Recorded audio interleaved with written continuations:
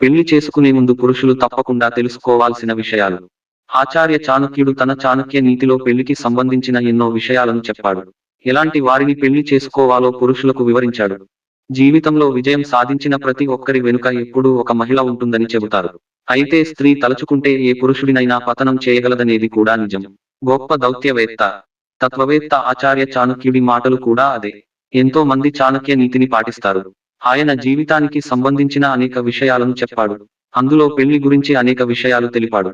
ఒక వ్యక్తి తన జీవితంలో ఎత్తులను అధిగమిస్తే అతని భార్య అతని వెనుక ఉంటుందని చాణక్య నీతిలో చెప్పబడింది.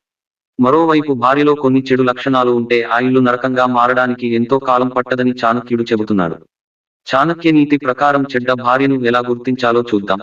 భౌతిక ఆనందం. తన భౌతిక ఆనందానికి ప్రాధాన్యత ఇచ్చే స్త్రీ తన భర్తకు లేదా కుటుంబానికి ఎటువంటి ప్రాధాన్యత ఇవ్వదని చాణక్యుడు చెప్పాడు. అలాంటి స్త్రీలను వివాహం చేసుకోవడం మంచిది కాదు. ఎందుకంటే వారు ఊహ ప్రపంచంలో జీవిస్తారు. అలాంటి స్త్రీలు ఇతరులతో సంబంధాన్ని కూడా పెట్టుకోగలరు. కఠిన ప్రవర్తన. చాణక్యుడు ప్రకారం ఒక స్త్రీ కఠినంగా ప్రవర్తిస్తే, ఇతరులను అవమానించడానికి ప్రయత్నిస్తే అలాంటి స్త్రీ ఎప్పుడూ కుటుంబాన్ని చక్కగా నడిపించదు. అలాంటి మహిళలు తమ భర్తలను, కుటుంబ సభ్యులను ఎన్నటికీ గౌరవించరని చాణక్యుడు చెప్పాడు. అతిథులను స్వాగతించని, పెద్దలను గౌరవించని స్త్రీతో సహవాసం మిమ్మల్ని కుటుంబం, బంధువుల నుండి దూరం చేస్తుంది.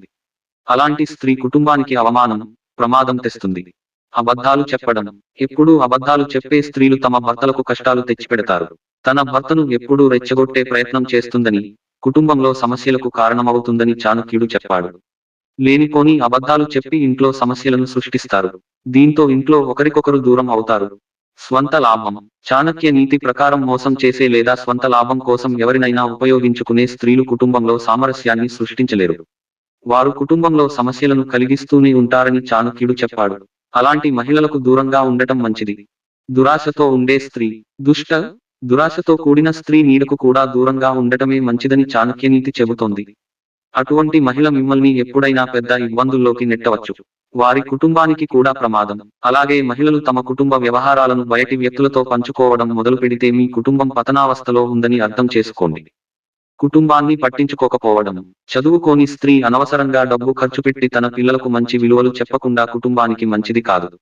వారు ఇంటిని ఆర్థికంగా అస్థిరపరుస్తారు. పైగా అలాంటి ఆడవాళ్లు కొత్త తరానికి పెద్ద పీట వేయకపోవడం వల్ల చాలా నష్టపోతారు.